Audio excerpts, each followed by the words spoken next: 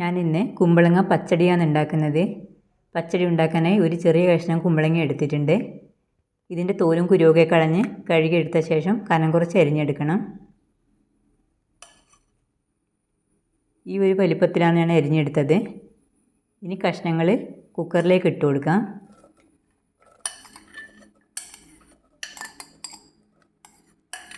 ഇതിലേക്ക് കുറച്ച് ഉപ്പും ഒരു തണ്ട് കറിവേപ്പില കൂടി ചേർക്കാം. എല്ലാം കൂടി ഒന്ന് യോജിപ്പിച്ചെടുക്കാം. ഇതിലേക്ക് ഇനി വെള്ളം ഒട്ടും ഒഴിച്ചു കൊടുക്കണ്ട.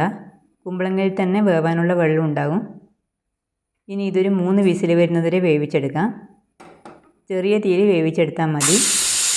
പ്രഷറൊക്കെ പോയി തനിയെ തണുത്ത ശേഷം തുറക്കാം.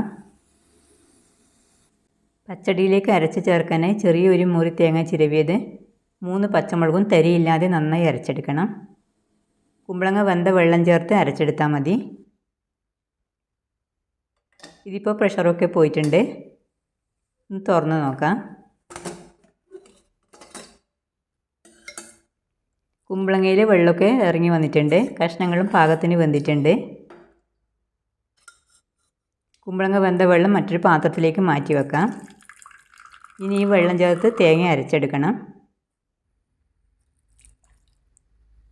തേങ്ങ 1/4 ഭാഗം അരഞ്ഞതിലേക്ക് 1/2 ടീസ്പൂൺ കടുക് കൂടി ഇട്ട് അരച്ചെടുക്കണം. വെന്ത കഷ്ണങ്ങൾ ഞാൻ മറ്റൊരു പാത്രത്തിലേക്ക് മാറ്റി വെച്ചിട്ടുണ്ട്. ഇതിലേക്ക് ഇനി അരപ്പ് ചേർത്ത് യോജിപ്പിച്ച് കൊടുക്കാം.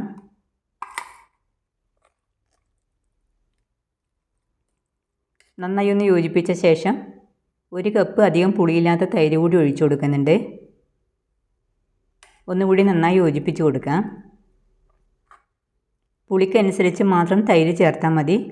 വേണമെങ്കിൽ കുറച്ചുകൂടി ഉപ്പ് ചേർത്ത് കൊടുക്കാം. ഇനി ഇതിലേക്ക് താളിച്ച് കൊടുക്കണം.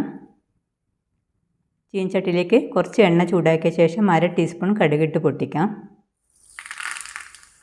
കൂടെ ഒരു തണ്ട് കറിവേപ്പില കൂടിയിട്ട് മൂപ്പിച്ച ശേഷം കറിയിലേക്ക് ചേർത്ത് കൊടുക്കാം.